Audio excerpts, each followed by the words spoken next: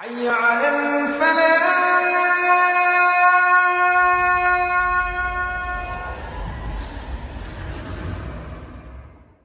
الحمد لله رب العالمين نحمده ونصلي على رسوله الكريم أما بعد فأعوذ بالله من الشيطان الرجيم بسم الله الرحمن الرحيم يا أيها الذين آمنوا كتب عليكم الصيام كما كتب على الذين من قبلكم لعلکم تتقون صدق اللہ العلی العظیم۔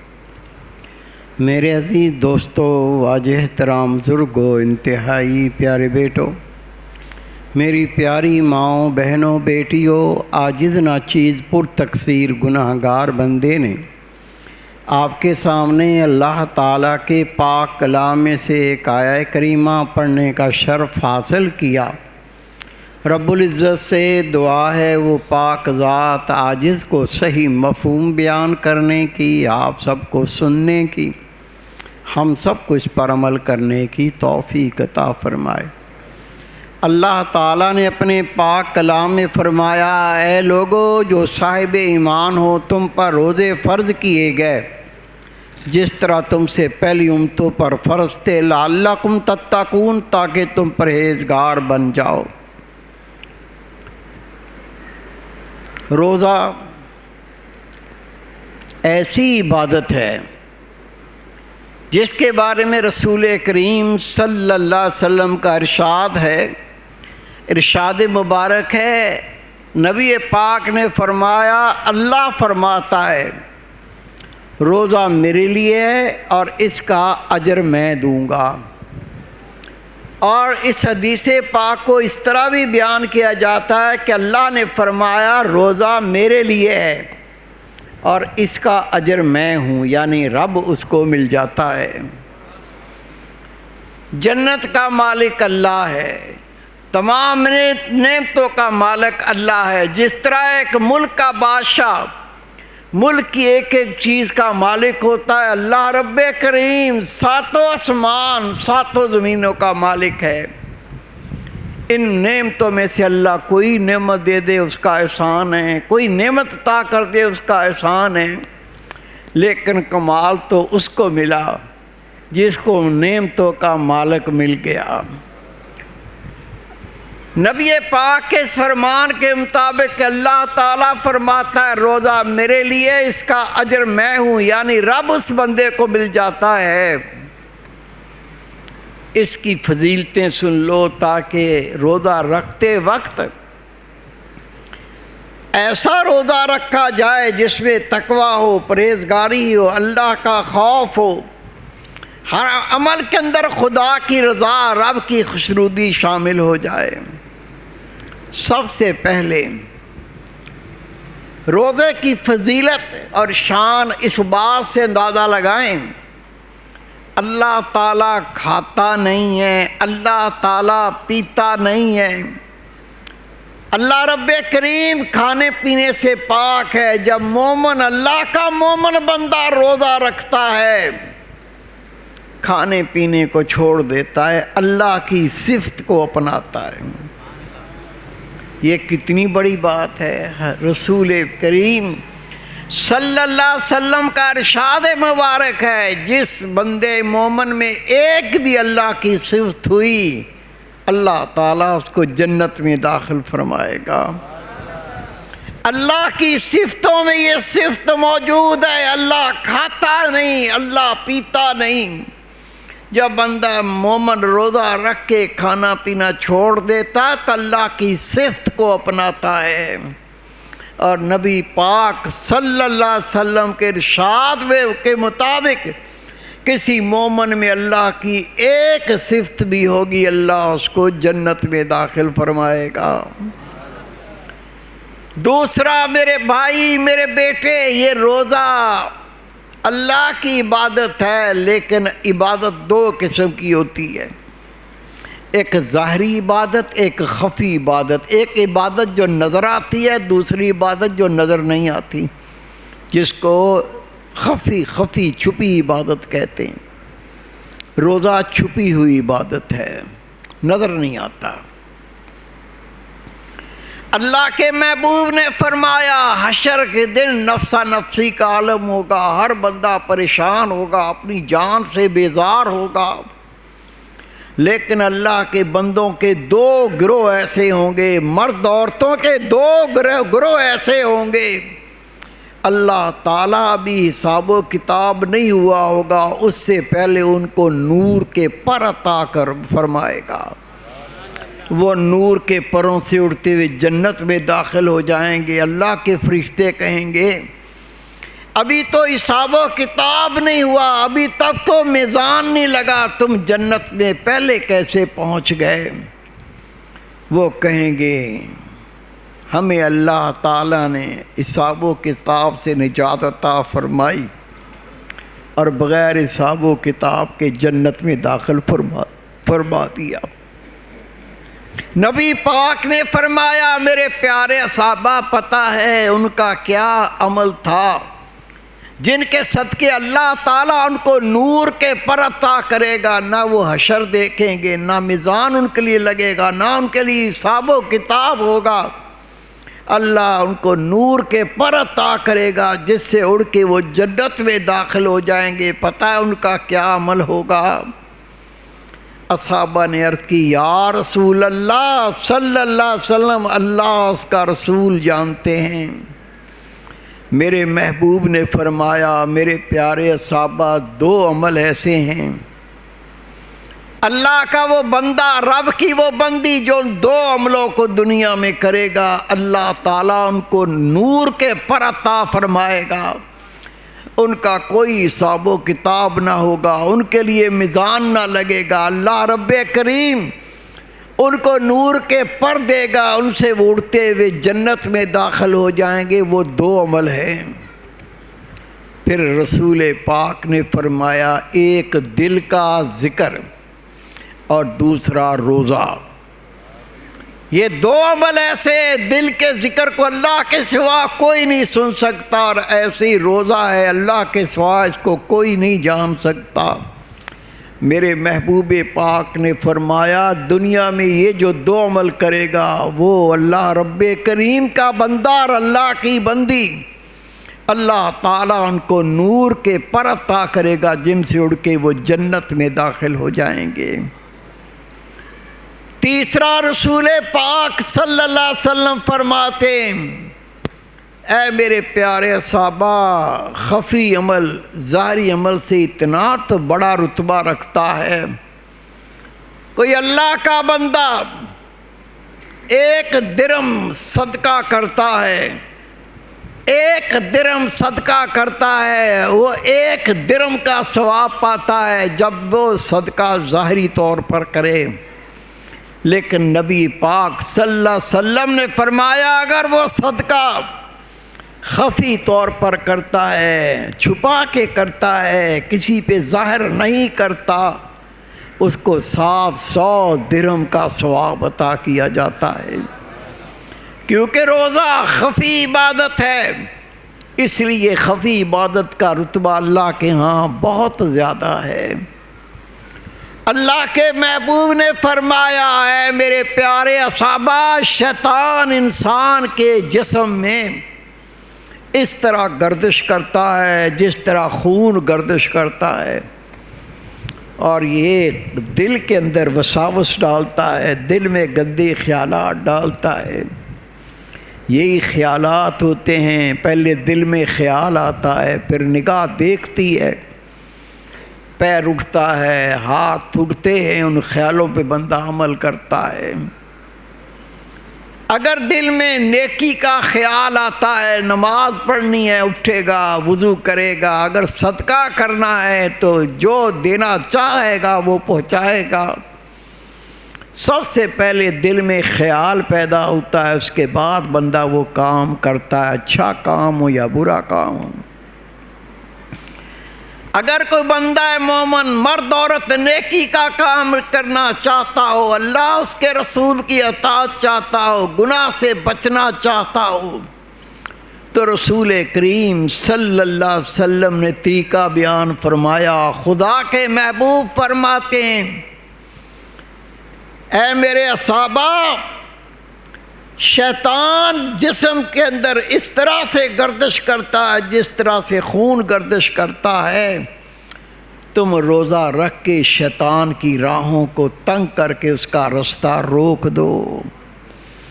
جب بندہ مومن روزہ رکھتا ہے، روزے کے صدقے سے، روزے کی عبادت کے وسیلے سے شیطان کی راہیں رک جاتی ہیں. جب شیطان کی راہیں رک جاتی ہیں، یہ جسم میں داخل نہیں ہو سکتا. جب ذکر جسم میں داخل نہیں ہوتا، یہ دل کے اندر گندے وساوس، گندے خیالات نہیں ڈال سکتا. جب گندے خیالات سے بندہ بچ جاتا ہے تو گندے کاموں سے بھی اللہ تعالیٰ اس کو بچا لیتا ہے. بہت بڑے بزرگ ہیں، حضرت بازی بستامی رحمۃ اللہ علیہ. ایک اور بزرگ کے بارے میں آتا ہے، عرض کی یا اللہ مجھے بتا یہ شیطان بندے کے دل میں کس طرح سے گندے خیالات اور وساوس ڈالتا ہے.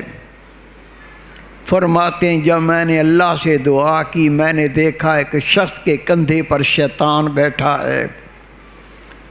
جس طرح مچھر کا ڈنگ ہوتا ہے اس طرح اس کے آگے اس کے سونڈ ہے.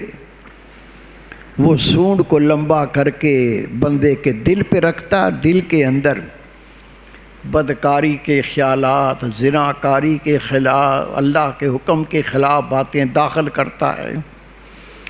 جیسے ہی وہ اللہ کا بندہ، اللہ کی بندی اللہ کا ذکر کرتے ہیں، اللہ کو یاد کرتے ہیں، اپنی سونڈ کو پیچھے کھینچ لیتا ہے.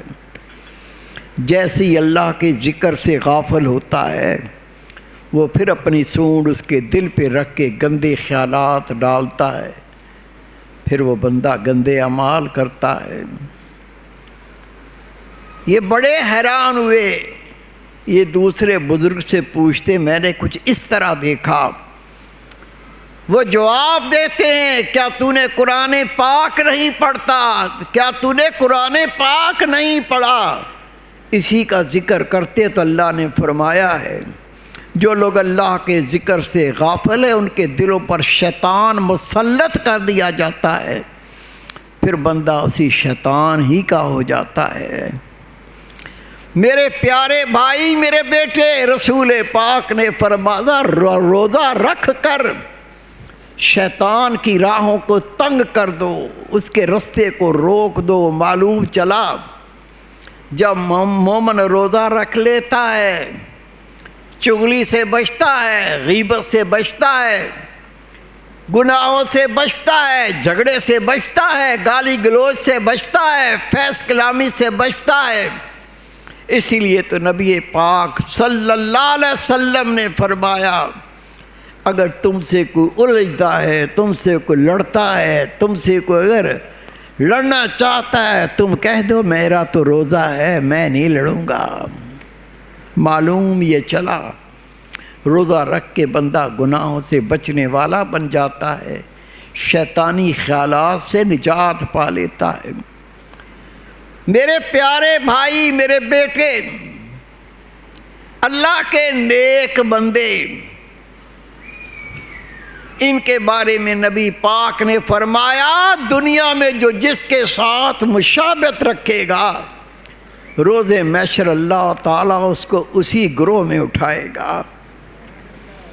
جس نے شیخ عبد القادر جیلانی کے ساتھ تعلق رکھا، جس نے خواجہ معین الدین چشتی رحمۃ اللہ علیہ کے ساتھ تعلق رکھا، جس نے حضرت علی احمد حجویری رحمۃ اللہ علیہ کے ساتھ تعلق رکھا، جس نے امام ربانی مجد الثانی رحمۃ اللہ علیہ کے ساتھ تعلق رکھا، جس نے سونا سائیں رحمۃ اللہ علیہ کے ساتھ تعلق رکھا، اللہ کی قسم یہ ایسے گروہ ہیں جو صالحین کا گروہ ہے. نبی پاک نے فرمایا جو جس گروہ سے دنیا میں تعلق رکھے گا، روز محشر اللہ اسی کے ساتھ اس کو اٹھائے گا. جب اللہ کا مومن بندہ روزہ رکھتا ہے، کھانا چھوڑ دیتا ہے، پینا چھوڑ دیتا ہے، گناہوں کو چھوڑ دیتا ہے، اللہ کی نافرمانی چھوڑ دیتا ہے، یہ جتنی صفات ہیں یہ ملائکہ کی صفات ہیں، اللہ کے فرشتوں کی صفات ہیں، خدا کے صالحین بندوں کی یہ مشابہت ہے۔ اور رسول پاک کے فرمان کے مطابق دنیا میں جو جس سے مشابہت رکھے گا، جب قیامت کا دن ہوگا، حشر کا دن ہوگا، ان کو بھی اسی گروہ میں شامل کر دیا جائے گا، اسی گروہ سے اٹھایا جائے گا۔ معلوم یہ چلا روزہ رکھ کر کھانے پینے سے بچنا فرشتوں کا کام ہے، روزہ رکھ کے گناہ سے بچنا ملائکہ اور خدا کے ولیوں کی شان ہے۔ جب بندہ اس صفت کو اپناتا ہے، جب قیامت کا دن ہوگا، اللہ تعالیٰ اپنے اس بندے کو، اپنی اس بندی کو اسی گروہ کے ساتھ اٹھائے گا۔ میرے پیارے بھائی، میرے بیٹے، کوشش کرنی ہے روزے کا جو حق ہے وہ ادا ہو جائے۔ کس طرح ادا کریں گے؟ سب سے پہلا کام یہ کریں، گندی صحبت میں نہ بیٹھیں۔ یہ تجربہ ہے، خود اچھا بھی ہو، خود گناہ نہ کرنا چاہتا ہو، صرف گندے شخص کے پاس بیٹھ جائے، بے حیا کے پاس بیٹھ جائے، اس کی باتیں، اس کی کرتوتیں اس کو گندا کریں گی، ضرور گندا کریں گی، شک والی بات نہیں ہے۔ اس لیے کہ اللہ کے محبوب نے فرمایا صحبت و معصرن لو کانا ساعتن، صحبت تو اثر رکھتی بے شک گھڑی کی بھی کیوں نہ ہو۔ گندے لوگوں کے پاس نہیں بیٹھنا، نہ چاہتے ہوئے بھی گناہ کر کے اٹھیں گے۔ اور دوسرا، خلوت اختیار کرو، تنہائی اختیار کرو۔ جتنی خلوت اختیار کرو گے، تنہائی اختیار کرو گے، بد نظری سے بچے رہو گے۔ نہیں تو کوشش کر بھی نہ چاہتے ہوئے بد نظری سے بندہ بچ نہیں سکتا۔ کسی کی ماں بہن پہ گندی نظر پڑ جائے گی، کسی حسین لڑکے پر گندی نظر پڑ جائے گی، آنکھوں کا زنا ہے۔ اور اللہ کے محبوب فرماتے ہیں جس نے دنیا میں بد نظری کا گناہ کیا ہوگا، روز قیامت ان آنکھوں میں سیسا پگھلا کے ڈالا جائے گا۔ خلوت، تنہائی اختیار کرنے سے بندہ بد نظری سے بچ جاتا ہے۔ روزہ رکھا ہے، الحمدللہ یہ اللہ کی عطا ہوئی، روزے کی توفیق ہوئی۔ ایک بات ذہن میں رکھے، روزہ رکھنا ہے، سحری کرنی ہے یا افطاری کرنی ہے، حلال رزق سے کر۔ پتہ ہے میرے گھر میں تو حلال ہے ہی نہیں، کاروبار کرتا ہوں، جھوٹ بولتا ہوں، کاروبار کرتا ہوں، ڈنڈی مارتا ہوں، کاروبار کرتا ہوں، کم تولتا ہوں، کاروبار کرتا ہوں، جھوٹ بول کے کرتا ہوں، نوکری کرتا ہوں تو وہاں ڈنڈی مارتا ہوں، جو مجھ پر حق ہے نوکری کا وہ نوکری کا حق ادا نہیں کرتا، رزق تو میرا حرام، وہ تو گناہ سر پہ رہا، روزہ بھی ضائع ہو گیا۔ نبی پاک فرماتے جو حرام سے روزہ رکھے یا افطار کرے اللہ تعالیٰ اس پہ غضبناک ہوتا ہے، میری رضا چاہتا ہے، خوشنودی چاہتا ہے، اور اتنا ذلیل بندہ ہے، حرام کھاتا ہے، حرام سے روزہ افطار کرتا ہے، نہ روزہ تو قبول نہ ہوا۔ لیکن نبی پاک فرماتے اللہ تعالیٰ اس پہ غضبناک ہوتا ہے۔ بزرگ یہاں تک فرماتے ہیں تیرا رزق حلال نہیں ہے تو کہیں سے ادھار لے لے، ادھار کو بعد میں ادا کر دینا، جو ادھار لے گا وہ تیرے لیے حلال ہو جائے گا۔ حلال سے سحری کر، حلال سے افطار کر، تاکہ روزے کے مقصد کو پا سکے۔ روزہ افطار کرنے میں علماء کرام سے سنا ہوگا حدیث پاک ہے جلدی کرنی چاہیے، جلدی کا مطلب یہ نہیں ہے کہ روزہ افطار ہونے کا وقت نہیں آیا اور پہلے کھول لیا. ایسے لوگوں کی باچھیں چیری جائیں گی جو وقت سے پہلے روزہ افطار کر لیتے ہیں. جب وقت ہو جائے پھر مزید انتظار نہیں کرنا، مزید اس کو لیٹ نہیں کرنا. جب افطار کا وقت ہو جائے تو افطار کرنے میں دیر نہ کرو. کئی میرے بیٹے، میرے بھائی، میری بہنیں ایسی ہوتی ہیں، ان کو نیند سے اتنی محبت ہوتی ہے، نیند سے اتنا پیار ہوتا ہے، صبح اٹھنا بڑا تنگ کرتا ہے، بڑا پریشان کرتا ہے. روزہ بھی رکھنا ہے، روزہ بھی نہیں چھوڑتے، روزہ بھی رکھنا ہے، اللہ سے محبت بھی ہے، لیکن نیند سے اتنی محبت ہے، صبح اٹھنا پریشانی کرتا ہے، نہیں اٹھا جاتا. وہ کیا کرتا ہے؟ وہ سحری کے بغیر ہی روزہ رکھ لیتا ہے. یہ بھی سنتے رسول کے خلاف ہے. سحری کر کے روزہ رکھ. اگر کھانے پینے کی طلب نہیں، کئی لوگ پہلے کھا لیتے ہیں، اب طلب نہیں ہے سحری کے وقت، تو رسول پاک نے فرمایا ایک گھونٹ پانی پی لے سحری کی نیت سے، اللہ تجھے سحری کا ثواب دے گا. اور یہ ثواب کیا ہے؟ میرے محبوب پاک صلی اللہ علیہ وسلم فرماتے ہیں سحری کا ایک لقمہ کھانا 60 سال کی عبادت کا ثواب عطا کیا جاتا ہے. افطاری وقت کے پورے وقت پہ کر لی جائے، دیر نہ کی جائے. اور سحری کوشش کر کے لازمی کریں تاکہ نبی پاک کی سنت ادا ہو جائے. آنکھ نہیں کھلی، سویا رہا، شرعی عذر ہے، تو اس حالت میں روزے کی نیت کر لے، روزہ ہو جائے گا، لیکن سحری کے ثواب سے محروم ہوگا.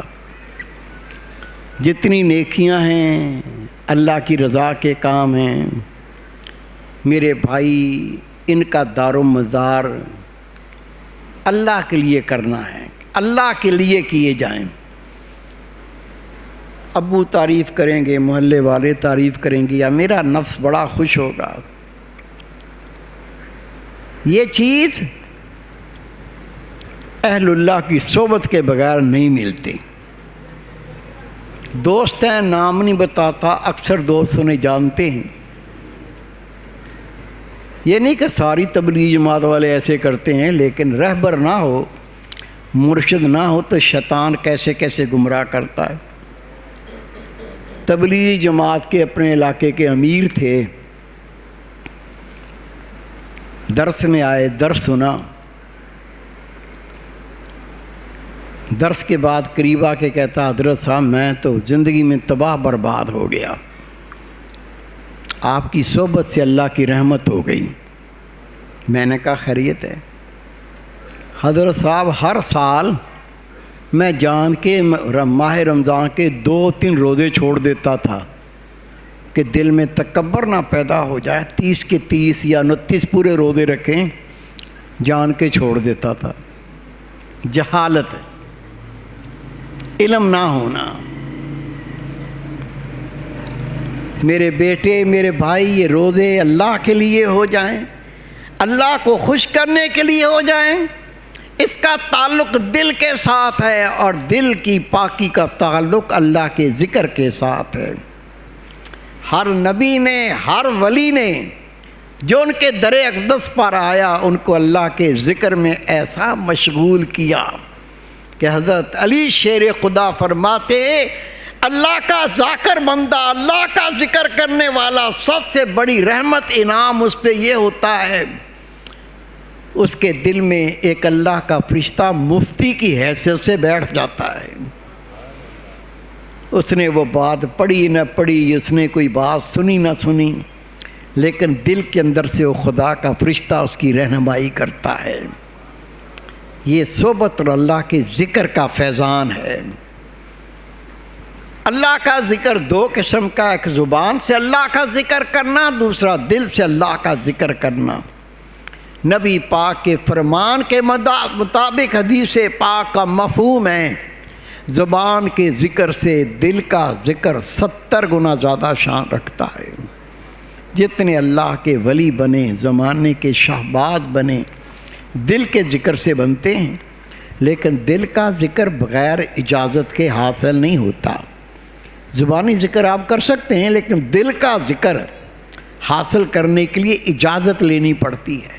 اور قرآن پاک دلیل، اللہ تعالیٰ نے اپنے پاک کلام میں فرمایا فَاسْأَلُوا أَهْلَ الذِّكْرِ إِن كُنتُمْ لَا تَعْلَمُونَ، پوچھو ذکر اہل ذکر سے اگر تم نہیں جانتے۔